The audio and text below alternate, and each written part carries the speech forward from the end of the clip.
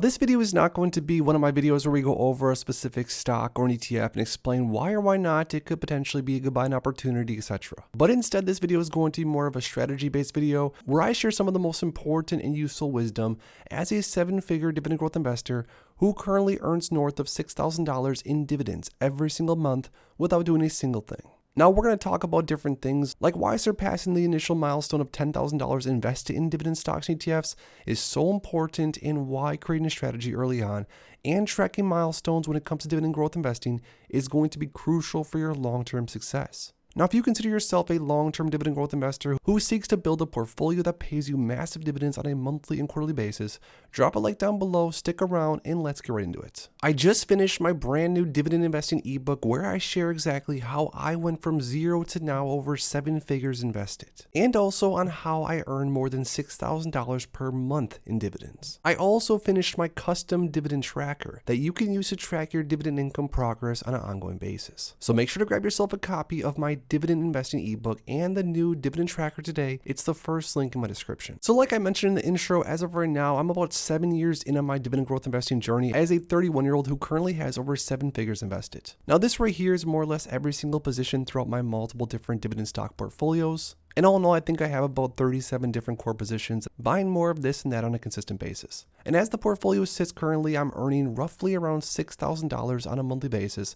Now, some months are going to be a little bit more and less, but roughly speaking, around $72,000 per year in dividends. Now, even though as of right now you see this large, at least relatively speaking, portfolio that I've been able to build for myself, but it wasn't always the case, you see as we're scrolling through right here, this is my original Robinhood portfolio that I started back in, say, 2017, 2018. And as you can see right here, this was in 2020 when the entire stock market was basically crashing, and I was taking almost every single dollar out of my savings account and buying a ton of shares of things like Realty Income and other stocks and ETFs across the market. Now I can scroll and scroll for days here, but basically what I'm trying to show you is that a large portfolio, of course, is not built overnight, but long-term consistency is what's important. And if you just keep buying high-quality assets that pay you dividends, reinvest those dividends into more high-quality assets, any investor out there can build a portfolio that earns north of $6,000 per month in dividends. Now, to dig a little bit deeper into my early days of dividend growth investing, I was lucky enough to pretty much from the start have a strategy in mind that I luckily haven't deviated too far from since the start, and that strategy was to build out a long-term portfolio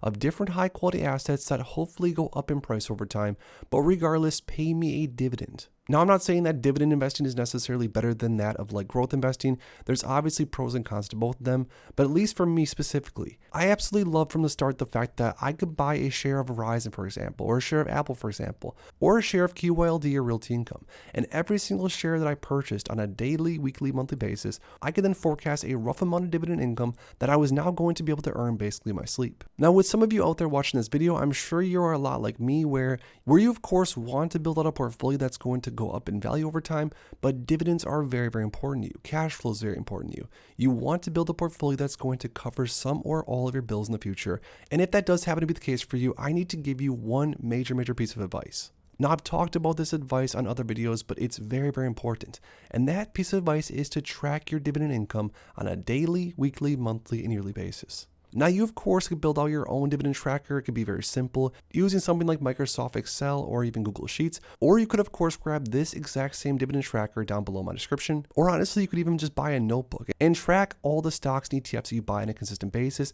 and how much dividend income they pay on a monthly or quarterly basis. Now, I found this very, very important even early on in my dividend investing journey, and for me specifically, I remember buying a few shares of Realty Income very early on. I think at the time, Realty Income was probably paying around 23 or 24 cents, more or less on a monthly basis, and I found it so motivating. The fact that every single time I went into one of my brokerages and I purchased a share of ticker symbol O, Realty Income, I now was 24 cents on a monthly basis richer. And the reason on why tracking the dividend income was so important to me is because now I could set goals for myself on a weekly or monthly basis. Things like I want to try to get to a point to where I can purchase 4 shares of Realty Income on a weekly basis, and then over time get to a point to where I can purchase 10 shares of Realty Income on a weekly basis. Because at that point, I knew that on a monthly basis, I was going to be able to raise my dividend income that substantially. Now, the last thing I want to talk about is why I think it's mentally, psychologically so important to get your dividend portfolio above the $10,000 value line.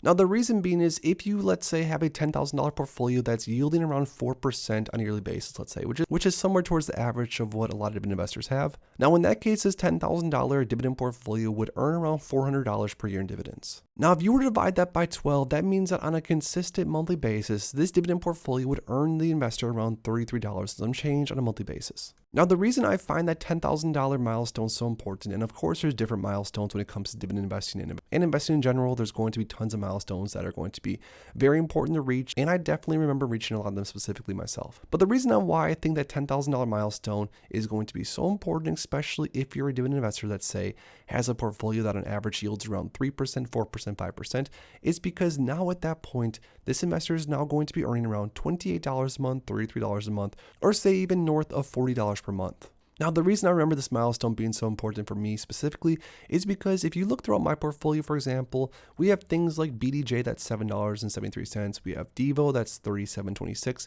We have tons of different names of stocks and ETFs throughout this portfolio that if and when an investor gets to that milestone of $10,000 and earns, let's say, around $35 or $40 on a monthly basis, that investor now will be able to basically more or less purchase an entire share of a different stock or ETF throughout their portfolio, which is going to be an amazing feeling knowing that you're buying a high quality asset, not with your earned income, not with money that you had earned from your job, not with money from a deposit, but from purely cash balance that was brought into your portfolio from just plain dividends. Now, like I sort of mentioned, this is just one milestone. Of course, when your portfolio hits 20,000 or 30,000, you're going to get to the point to where you can ask yourself, could I maybe even afford to pay for an entire bill throughout my life with my dividend income alone? Which for me specifically, I remember back in the early days, I was to the point to where I could cover my entire cell phone bill if I would, of course, choose to do so with just dividend income. And I found that very, very freeing. But regardless, once the portfolio is built up to a point to say $10,000 plus, the portfolio will at that point be able to at least more or less buy another share of an ETF or stock throughout the portfolio, which I promise you is going to feel super, super cool to be able to do. So even if you're currently watching this video and you are a brand new dividend investor with just a few shares of a dividend paying stock or ETF, I promise you that if you consistently track your dividend income over time and add up those pennies, even though I promise you it's going to feel sort of stupid at the beginning of it. And I'm not going to lie to you, during my early days of dividend investing, I had a lot of friends and even family members say, why in the world are you buying a share of, for example, realty income for $50, $60, or $70 back at the time just to earn 23 cents per month in dividends? It doesn't make sense to those that are not dividend investors, but I promise you, as you get 2 shares of realty income, as you get 10 shares, 100 shares, and now where I'm sitting currently 7 years in at 2,826 shares of realty income, now I'm currently earning around $700 on a monthly basis from just those once upon a time tiny little dividends. It's going to make sense long term. It doesn't happen overnight, but I promise you, if you track your dividend income, track all those pennies at the start, you're going to reach different milestones to where at one point you're going to earn altogether maybe $1 on average on a monthly basis from all your dividend income, then $10, then $30, and at that point, like I said, like we talked about, you can then buy an entire share of a different stock or ETF with just your dividend income. Then from there, you're going to get to a point to where you could even cover a cell phone bill. Then from there, maybe you can get to a point to where you can cover your car insurance or maybe even an entire car payment. And then to the point over time, get to a point to like I am right now where your dividend income surpasses all of your bills and more. But regardless, building out a strategy of buying high quality assets that pay dividend income, reinvesting those dividends into more high quality assets, tracking your progress along the way, and then just consistently do that for a long time. All of that and more is exactly what I've done to get to the point that I have right now. And of course, I'm not saying that I have the biggest portfolio out there, but I'm definitely pretty proud of what I've been able to build, at least so far. But when it comes to crossing over a major milestone for dividend investing, I want to hear from you guys down below. In regards to dividend investing, what's one milestone that you recently surpassed or one milestone that you're working to get to as of right now? If you enjoyed this video, make sure to please drop a like and subscribe for more future content like this. Thanks as always for stopping by, and if you are interested in investing, make sure to check out these recent videos I posted right here.